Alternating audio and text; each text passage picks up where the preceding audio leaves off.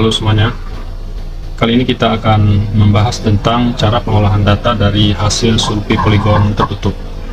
Nah, di sini ada 14 buah titik poligon ya, mulai dari P1 sampai dengan P14. Kemudian kita melakukan pada tahap awal kita melakukan pengukuran di titik P1 ya. Nah, di sini kita perlu mengambil azimutnya. Di azimut adalah sudut yang diambil dari arah utara ke garis P1 P2 ini. Nah, dari data hasil pengukuran kita nanti melakukan plotting data ke Excel ya. Di Excelnya seperti yang ditampilkan di layar monitor ini. Nah, di sini ada posisi alat ya, posisi alat dari P1 sampai P14. Nah, jadi kalau kita lihat di gambar itu posisi alat ini pertama kita letakkan di sini ya, di P1 setelah melakukan pengukuran azimut dan sudut dalam. Kemudian alat kita secara estafet kita lakukan ke arah P2, kemudian P3 juga ini diambil sudut dalam dan jarak, dan seterusnya sampai P14. Nah, kemudian di sini kemudian ada rambu ya, atau ada rambu. Rambu ini adalah posisi dari rambu ukur kita. Nah, jadi rambu ukur posisinya kalau di ini P1 ke P2, kemudian P1 ke utara, P1 ke 14. Nah, jadi kalau kita lihat di scan, ini P1 ke utara adalah ke arah kemari ya, kemudian P1 P2 kemari, kemudian P1 ke P14 kemari. Nah, jadi yang diukur ketika P1 arah utara yang diukur azimut, ketika P1 P2 dan P1 ke 14 yang diukur adalah sudut dalam ini. Nah, begitu juga dengan titik berikutnya. Misalnya kita pindah ke posisi P2. Dari P2 itu akan dibidik ke arah P3 dan P1 ya. Jadi dari P2 dibidik ke P3, kemudian dibidik ke P1 untuk menentukan sudut dalam. Kemudian ketika membidik ke P3 juga ini diambil pengukuran jarak ya, dimana dilakukan pembacaan benang atas, benang tengah, dan sudut vertikal. Jadi setiap melakukan pengukuran jarak ini itu kita lakukan pembacaan terhadap benang atas, benang tengah, benang bawah, dan sudut vertikalnya. Nah, seperti ini. Jadi di setiap titik juga kita harus mengukur tinggi instrumen ya, tinggi instrumen dari teodolit itu. Kemudian kalau menggunakan patok juga posisi dari patok itu diukur berapa tingginya. Nah, ini salah satu contoh pembacaan benang atas, benang bawah, dan benang tengah ya. Jadi dari posisi P1 ke P2. Jadi kalau kita lihat di sini dari posisi P1 ke P2, nanti di P2 ini dipasang rambu. Jadi kita lakukan pembacaan P1 P2. Ini dibaca nanti benang atasnya, benang bawah, dan benang tengah. Kemudian juga dibaca sudut vertikalnya. Ini di sudut vertikal kita baca. Sudut vertikal ini kondisinya biasa ya, posisi biasa. Kemudian di sini juga perlu diukur dari P1, P2, P14 ini adalah sudut dalam. Di P1 ke P2 kemudian P14 itu adalah sudut dalam atau sudut horizontal. Nah, di sini kita buat sudut horizontalnya adalah ini. Nah, jadi ini ketika ada sudut horizontal. Jadi sudut horizontal ini karena poligon itu merupakan kerangka pengukuran ya, yang diharapkan penelitiannya benar-benar cukup teliti sehingga posisi titiknya tidak bergeser, maka dilakukan 2 kali. Nah, jadi ada pembacaan biasa dan pembacaan luar biasa. Nah, di sini ini sudah kita rata-ratakan ya, jadi pembacaan biasa dan luar biasa ini sudah kita rata-ratakan. Kemudian dari pengukuran ini, ini kita alatnya kalau teodolit yang sekarang yang digital itu bisa di set 0 ya. Ini kebetulan kita mengambil apa adanya nih, tanpa melakukan set 0. Nah, jadi kalau pakai set 0 tentu lebih mudah ya untuk menghitungnya. Jadi untuk menghitung sudut misalnya dari utara tadi ke D1, ini adalah sudut azimutnya, di sini besarnya adalah 35,46 derajat ya. Itu dari mana? Dari ini ya, jadi 220 derajat 38 menit 13 detik dikurang dengan 185 derajat 10 menit 46 detik. Nah, sehingga diperoleh 35,46 derajat untuk sudut azimutnya. Kemudian untuk sudut dalamnya ini, sudut dalam di sini diambil adalah dari ini ya, jadi P1 ke P2 kemudian ke P14. Nah, ini kita lihat ketika ngambil di P2 ini sudutnya 220 ya, 220 derajat, kemudian di sini 33. Nah, justru sudutnya nggak makin kecil gitu ya, semakin besar, artinya ini sudah melewati 360 derajat. Maka sudut dalam di sini adalah 360 derajat dikurangi dengan sudut ini 220 dan seterusnya ditambah dengan 33 derajat 58 menit 8 detik. Nah, jadi diperoleh sudut dalamnya adalah ini. Nah, jadi secara formula bisa kita buat seperti ini ya, 360 kurang M17 tambah M18. M17 itu adalah posisi dari ini ya. Nah, kemudian ini sudutnya kita rubah nih, jangan lagi dalam menit detik, tapi di sini kita rubah dulu ke dalam derajat ya. Untuk sudut horizontalnya ini kita rubah semuanya. Jadi dengan cara 220 derajat ditambah 38 ini kita jadikan derajat juga ya. Berarti ini harus dibagi dengan 60. Kemudian ditambah dengan 13, dirubah juga ke dalam derajat. 13 detik ini dirubah ke dalam derajat, berarti dibagi dengan 3600. Nah, sehingga diperoleh ini. Jadi ketika lakukan pengurangan cukup kita ini 360 tambah 220 plus 33,97 ya. Sehingga diperoleh sudut dalamnya adalah 173,33. Nah, dan ini untuk sudut yang selanjutnya, ini warna kuning ke bawah. Ini adalah sudut dalamnya semua ya. Jadi mulai dari P1 sampai ke P14 yang warna kuning tadi itu kita ambil adalah sudut-sudut dalamnya semuanya. Nah, jadi ini caranya sama. Misalnya dari P1 ke P3, kemudian ke P1. Dari P2 ke P3 ke P1. Nah, jadi dari P2 ke P3 kemudian ke P1. Jadi yang kita ukur adalah sudut dalam ini. Nah, cara mengerjakannya sama seperti tadi. Jadi ini juga sudah lebih dari 360 derajat ya. Di 288 justru mengecil kemari. Berarti ini adalah 360 derajat dikurang 288 plus 119. Nah, ini dia. Jadi 360 derajat kurang M23 tambah M25 ya. Karena posisinya di sini. Jadi kita hitung aja pakai rumus yang ada di Excel ini. Dan seterusnya dengan cara yang sama, itu sudut dalam itu kita masukkan ke tabel ini ya. Nah, sehingga sudut dalamnya kita jumlahkan nih. Jadi kita sum nilainya. Ini kalau kita tekan F2 ini adalah penjumlahan semua sudut dalam ini tadi ya, tidak termasuk azimut. Jadi jumlah sudut dalamnya di sini adalah 2160,29. Nah, perlu diketahui dalam pengukuran teodolit ini, untuk poligon tertutup seperti ini bisa kita kontrol jumlah sudut dalam. Jadi jumlah sudut dalam ini berdasarkan formulanya adalah N dikurang 2 dikali 180 derajat ya, kalau kita ukur sudut dalamnya. Nah, jadi N kurang 2 kali 180 derajat itu kalau kita hitung diperoleh ini ya. Nah, ini dengan rumus kita buat nih. Jadi N kurang 2 ini kalau kita tekan F2 di sini, berarti ini ya, titiknya semuanya adalah 14 ya. Titiknya 14, berarti 14 dikurang 2 kali 180 derajat, itu diperoleh 2160. Nah, berarti dalam pengukuran kita, ini terdapat bias ya.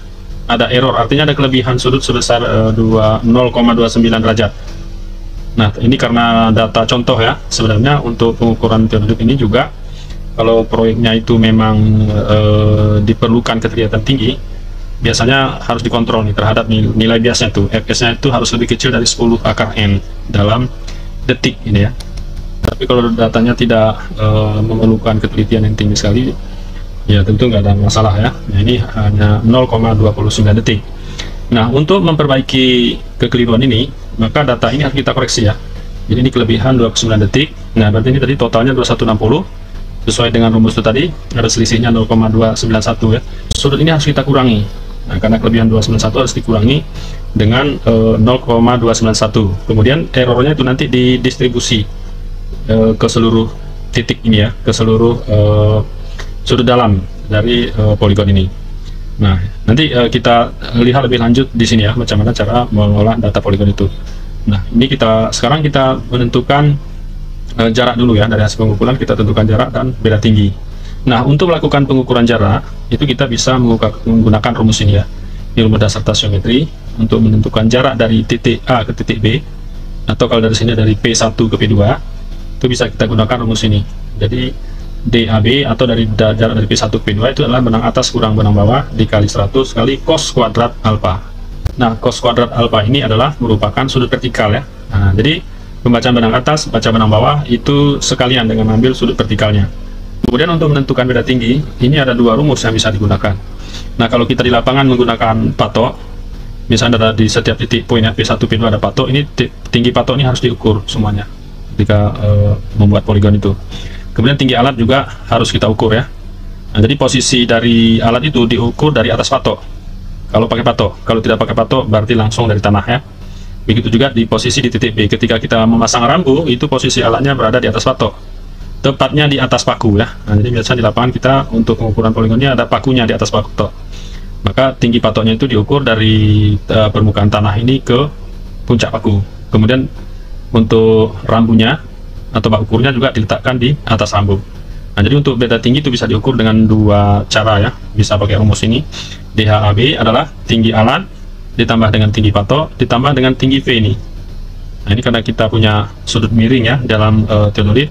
Tinggi V ini adalah ini rumusnya, di 100 kurang BA kurang BB kali sin alfa kali cos alfa. sin alfa, dan alfa yang ini adalah merupakan sudut vertikalnya ya, kemudian dikurang dengan benang tengah di bacaan, kemudian dikurang dengan tinggi patok B. Nah, atau pakai rumus ini.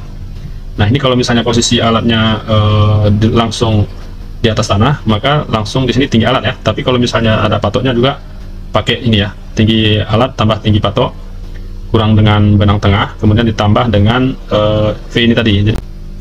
Nah, baik, ini balik lagi kita ke poligon. Nah, jadi untuk melakukan pengukuran jarak tadi, kita gunakan rumus itu tadi ya, ini dari teori tadi, menentukan jarak BA kurang BB kali 100 cos kuadrat alfa. Nah, dari ini jaraknya kita buat di sini ya. Jadi benang atas dikurang benang bawah. Ini kalau kita tekan F2, ini akan tertandain seperti ini ya. Jadi ini benang atas jadi 88,4 kurang 20,6 dikali cos radians. Nah, jadi ini harus kita buat radians tuh, karena kalau cos langsung tuh nilainya dalam radial ya. Nah, jadi ini cosnya supaya dapat dalam derajat.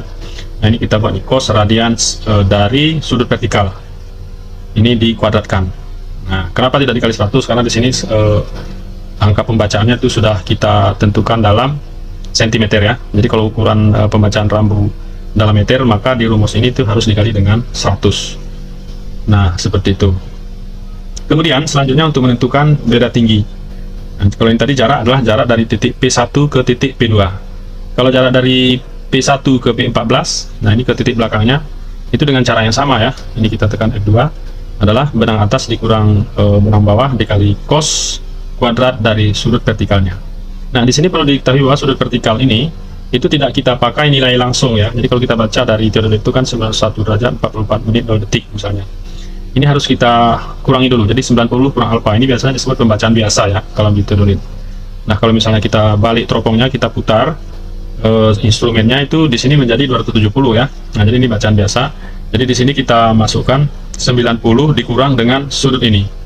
Nah, jadi di sini bisa dilihat ini 90 derajat dikurang dengan 91 derajat tambah sudut 44 derajat ini dibagi 60, kemudian ditambah 0 derajat ini bagi 3600.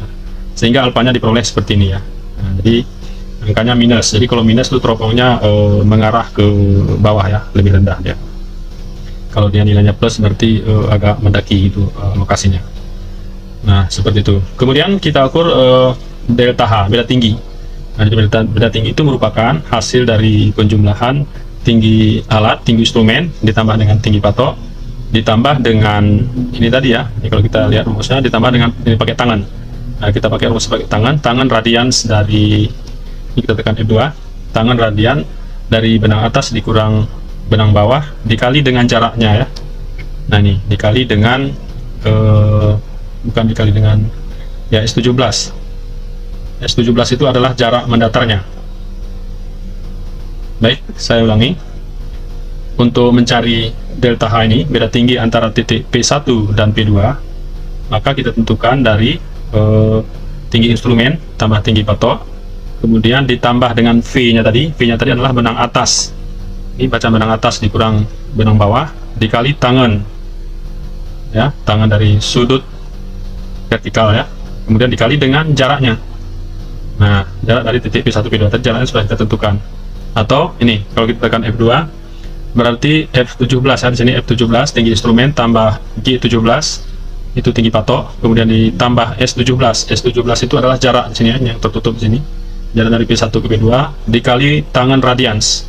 Nah, tangan radian I17. I17 itu adalah benang atas ya, dikurang dengan I18 kurang benang bawah, kemudian dikurang H17 dikurang dengan benang tengah. H17 adalah ini kurang benang tengah dikurang G325. G325 adalah tinggi patok ya, tinggi patok di patok 2. Nah, sehingga diperoleh hasilnya adalah 291,6 cm. Jadi beda tinggi dari P1 ke titik P2 itu adalah 291, artinya di P2 itu lebih tinggi posisinya ya.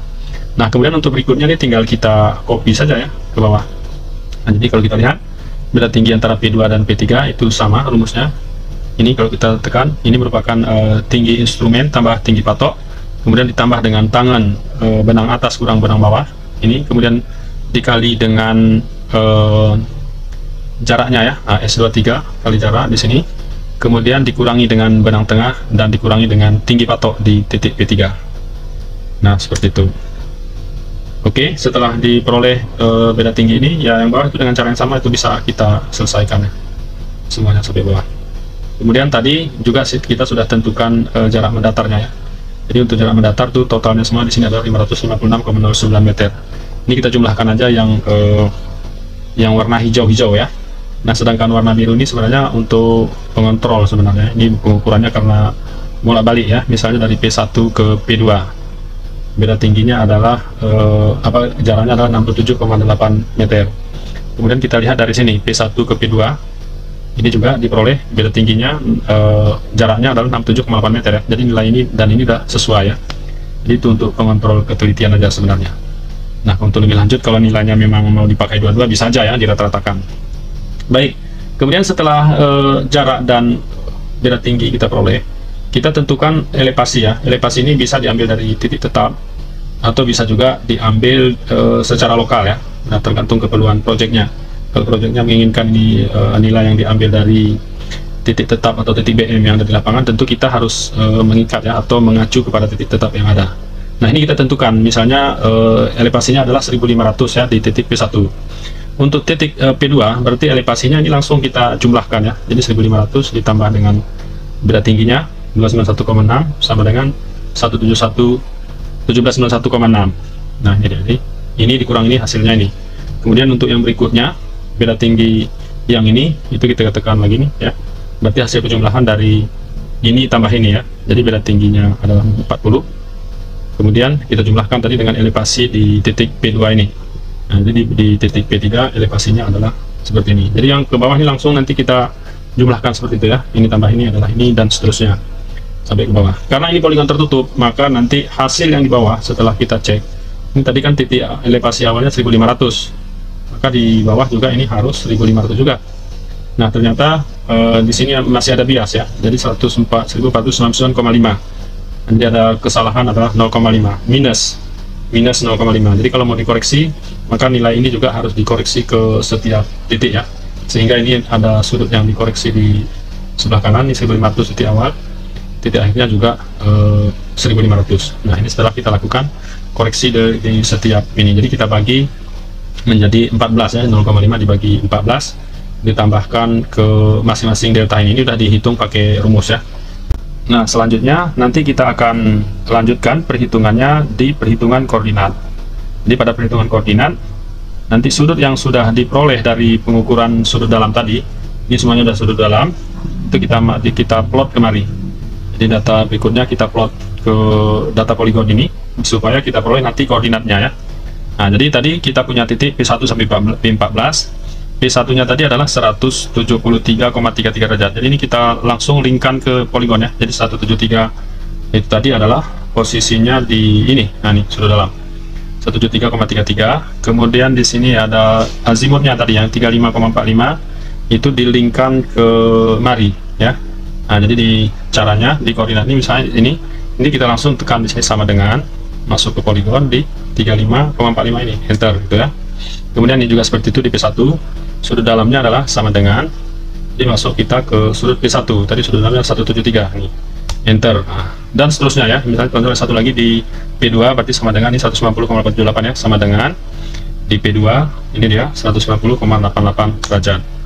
Nah, ini kita plot semua sudut dalam, kita masukkan P1 sampai P14, kemudian nanti kita jumlahkan ya. Nah, ini kebetulan jumlahnya kan sama dengan yang tadi ya. Ini 2160 ya, 2160,291, jadi koordinatnya tentu sama. Nah, kemudian karena ini ada kelebihan dari sudutnya sebesar 0,291, maka ini harus kita koreksi ya. Sudut yang ada ini harus dikoreksi supaya jumlahnya nanti pas 2160 sesuai dengan rumus n kurang 2 kali 180 derajat tadi kan. Nah, jadi koreksinya di sini. Jadi ini adalah sama dengan ya, kesalahannya T adalah 0,291, ini dibagi 14 gitu ya, dibagi 14 karena ada 14 titik, enter. Nah, hasilnya adalah ini ya. Karena tadi lebih, maka nilainya ini harus kita kurangi ya. Berarti di sini tandanya harus minus. Nah, di sini kita buat nilainya adalah minus gitu. Minus, enter. Nah, jadi kemudian ini kita copy pastekan aja ke setiap titik. Nah, selanjutnya sudut terkoreksinya adalah ini ya. Berarti untuk sudut yang sebenarnya yang sudah dikoreksi berarti ini sama dengan ini sudut yang dalam derajat ini tadi ditambah dengan sudut koreksinya, enter gitu. Kemudian hasil dari sini nanti di copy ini ke bawah semuanya. Jadi kalau kita lihat, nah ini ya, Jadi hasil dari penjumlahan sebelah kiri dan sebelah kanan juga tuh. Jadi di copy saja, tidak perlu dibuat di setiap ini ya. Cara mengopinya nih boleh mungkin cara cepatnya seperti ini. Ini tadi sama dengan ini tadi kita ambil F2 ya. Ini berarti kita copy saja, Ctrl C. Kemudian ini kita tekan Ctrl di sini di setiap selnya nih. Ctrl, kemudian masuk bawah, tekan Ctrl lagi. Jangan dilepas kontrolnya. Ini tekan lagi. Oke. Oh sorry ini. Kemudian bawah ini langsung kita tekan Ctrl, tinggal menekan V ya. Nah jadi hasilnya seperti itu. Nah jadi sudut terkoreksinya sekarang adalah ini. Berikutnya nilai azimut. Nah azimut ini tentu azimut yang pertama tadi ini kita ambil dari sini ya. Ini. Kemudian azimut pada setiap titik. Nah ini merupakan ada rumusnya ya. Jadi di video yang lalu ini sudah dijelaskan. Jadi kalau kita lihat dari sini, azimut dari yang pertama ini adalah 35,46 adalah hasil dari pengambilan data lapangan nih. Jadi cukup sekali kita ambil di lapangan. Kemudian titik berikut azimut berikutnya ini adalah dihitung ya dari rumus ini.